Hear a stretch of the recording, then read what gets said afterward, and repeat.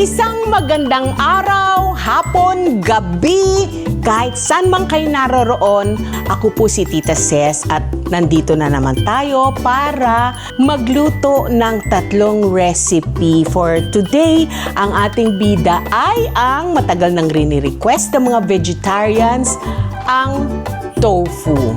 Ano ba ang difference ng tokwa at tofu? Actually, pareho lang yon. Ang Pinoy lang, tokwa ang tawag natin. Pero, ang rini-refer ng tokwa, yung hard tofu. Kasi iba-ibang klase ng tofu. Meron siyang hard, meron siyang soft, meron siyang silken. Napakasustansya ng tofu, magandang source ito ng protein. Pero bago pala yan, napansin ninyo? Ang ganda ng aking apron. May nagregalo sa akin ito. Siyempre, isang napaka-espesyal na tao, ang aking kumare, ay walang iba kundi si Maring Cheryl Paredes. Maraming salamat, Mare. Ganda-ganda. I love it. Now, going back to our vlog, ang ating first recipe ay ang agedashi tofu. Ang agedashi tofu ay isang Japanese dish na usually ginagamit itong appetizer. So, syempre ang ating bida ay ang ating tofu. Ang ginamit kong tofu pala dito ay ang soft tofu. Hindi siya silken ha, soft. Yung nasa gitna ng hard at ng silken. Importante, pag nagluluto kayo ng tofu, importante, kapag kayo ay nagluluto ng tofu, it should really be dry. Yung iba, pinapatungan nila ito ng mabigat para lumabas ang water nito kasi nakababa dito sa water. So, aanin natin to. Hihiwain. Medyo makapal. Ianuhin pa natin ito para mas maganda siyang prituhin. Yan.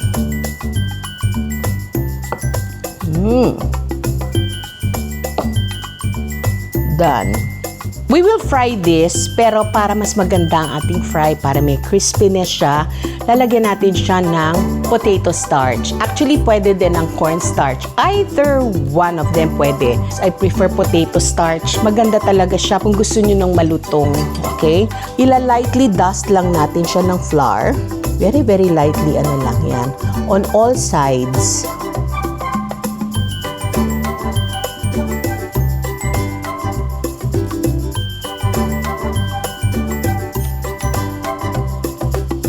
And now we're ready to fry.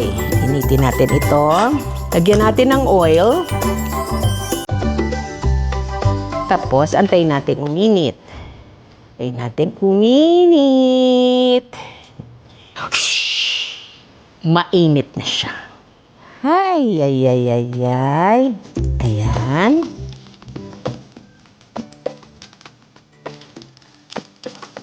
Mamaya na natin siya tikatin, okay? In the meantime, let me entertain you.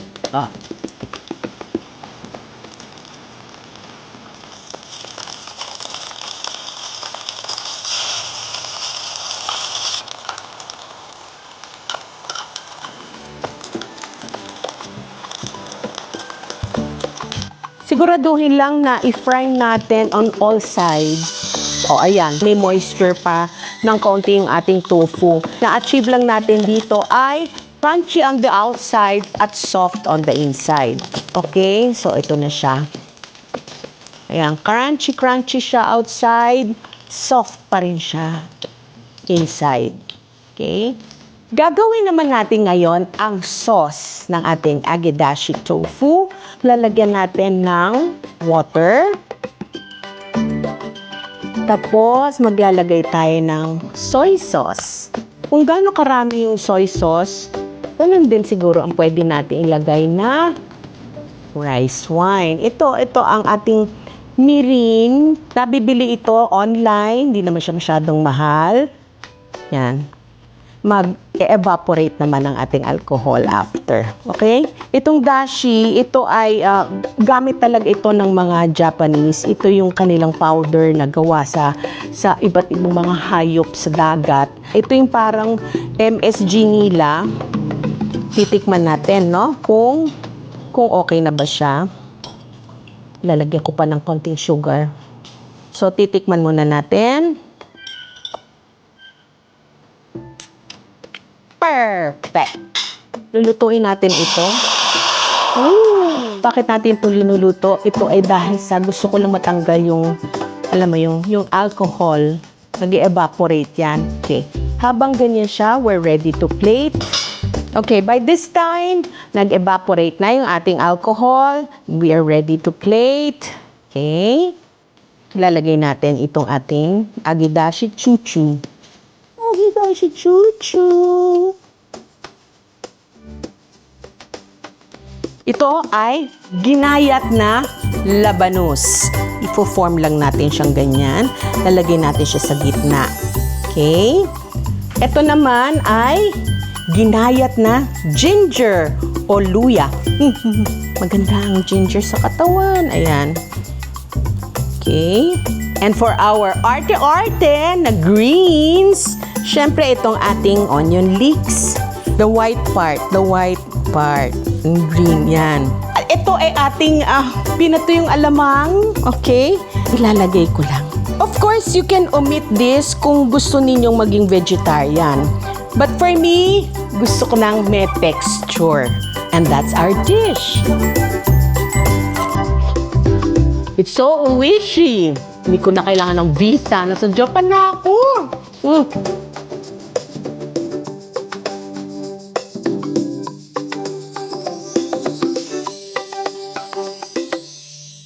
Ang dish naman natin ngayon ay ang tinatawag na chili garlic mayo tofu.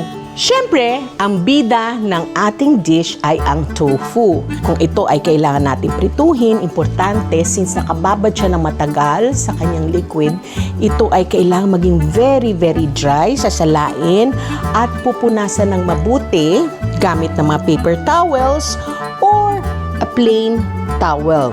Hihiwain natin siya ng mga ganitong size. Pwedeng ganito, pwede ding maliliit. Kung ganito kaliliit, syempre mas malutong siya, pero kailangang babantayan kasi para hindi siya masyadong matigas. At kung ito ay magagawa ninyong very crunchy, magugustuhan din ito ng inyong mga anak. So, gagawin natin ito sa ating buong tofu. Pepper lang ilalagay ko kasi pag nilagyan ko ng salt, ang salt ay nagdo-draw out ng moisture, baka lalong mabasa na naman siya. Konti lang, para lang magkaroon lang ng sipa ng ano.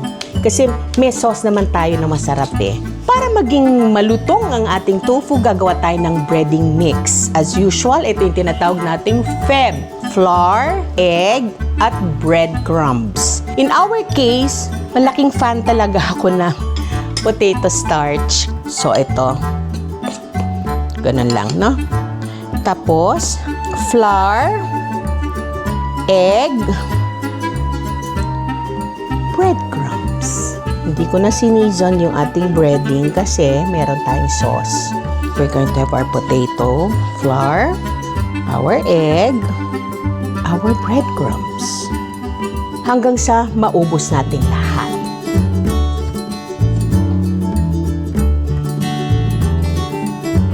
So, gagawin natin lahat. Bababad natin silang lahat sa ating feb breading. Tapos, tsaka natin sila piprituhin. Whoosh! Naprito na natin. See? Golden brown. And now, we're going to make our sauce. So, tansya-tansya na naman ito. Pero mga 3 tablespoons siguro ito. Tapos, maglalagay tayo ng seasoning. Again, tansya-tansya, levels. Kasi titikman natin to. Okay? Titikman natin yan mamaya. Tapos, maglalagay tayo ng kalamansi. Para hindi masyadong maasim, maglalagay tayo ng kaunting sugar. Okay. Tapos, maglalagay tayo ng konting water. Konti lang. Titikman natin, ha? Low fire. Para lang mag-mix ba? Ngayon, option ninyo kung gusto niyo maglagay ng garlic. But for me, tama na to. Kasi minsan pag masyadong maraming mga taste, nahihilo din yung ating panlasa. Malapot na siya, oh. talagang sauce na sauce. Saucing sauce na siya. Okay, patayin na natin. And now we are ready to plate.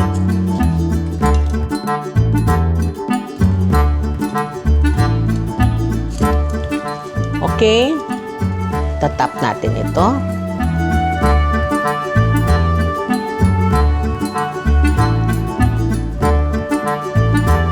Sipa pa more ang ating chili garlic. Okay, appetizer, napakaganda ding pulutan. Kung babayaran ninyo ito sa isang bar, it will set you off mga magkano na. Hindi pa nagtatapos dyan.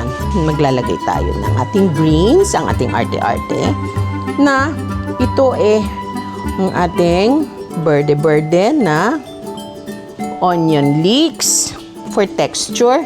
Ito ay fried alamang, fried dried alamang. Sayang naman kasi yung ginamit nating labanos. Lagay natin dito sa side, ha? Huwag tayo magtatapon. There you have it, our chili garlic mayo tofu. Magtayo na kaya ako ng bar.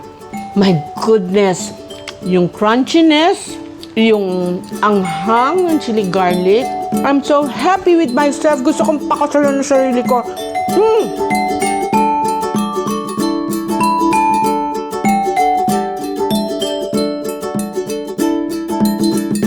Ang recipe natin na gagawin ngayon ay ang salt and pepper tofu. Nag-fry na tayo dito ng ating tofu na ginamitan natin ng flour, egg, at breadcrumbs. Tapos frinay natin. Tapos eto na siya.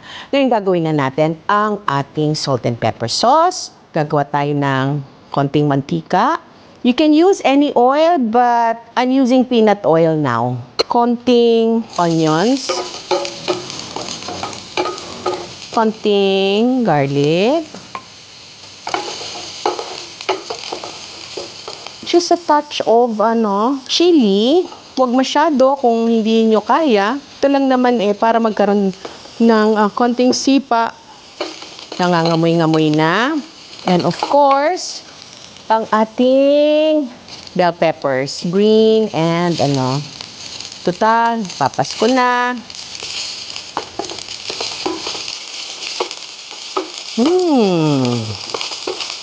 So, bango. Napakabango.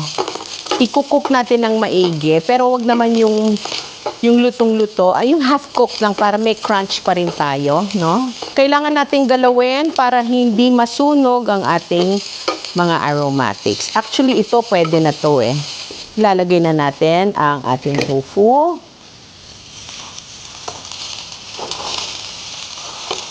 Ang ganda ng color niya, di ba? So festive. Actually, pwede na natin siyang ilagay dito. Dito na natin siya hahaluin. Ayayin muna natin ito. This is a mixture of salt and pepper. Okay? Na siya naman ilalagay natin habang mainit pa para kumapit. Okay? Ganun lang. Pag kinain mo to sa isang Chinese restaurant, magkano kaya siya? Well, itong ating salt and pepper mixture, pwede nyo itabi. Para kung ayaw nyo ng medyo salty at meron kayong high blood or anything, pwede ninyong kontian lang. Pero kung talagang type ninyo na may sipa at may saltiness, ilagay nyo lang to at the side, tapos ganun-ganun ninyo na lang. Okay?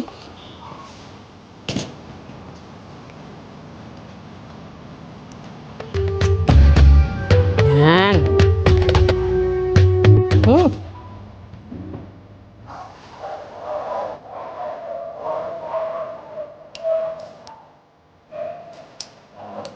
Maglalagay tayo ng kaunting sesame oil para mas fragrant siya.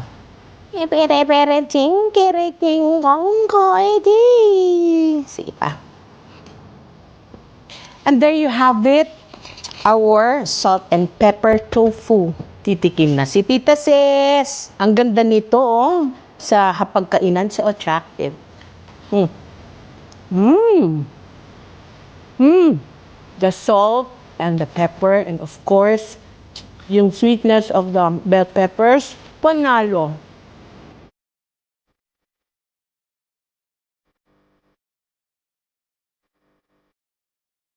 Naku naman talaga, nakita ninyo sa dami ng ating ginawa. I love you tofu talaga, di ba? Hindi masyadong mahal, pero siksik sa sustansya. Okay, kung naibigan ninyo ang ating lineup for today, mangyari lamang na i-share ninyo sa inyong mga kapitbahay, kamag-anak, kaibigan, para naman lumaki ang ating community, para marami tayong chichika dito. Ikaw, ako, siya, sila, tayong lahat ay magkakaroon ng dating kahit wala tayong masyadong datong. Kaya, comment lang, like, subscribe para tuloy-tuloy ang paggawa natin ng ating recipe.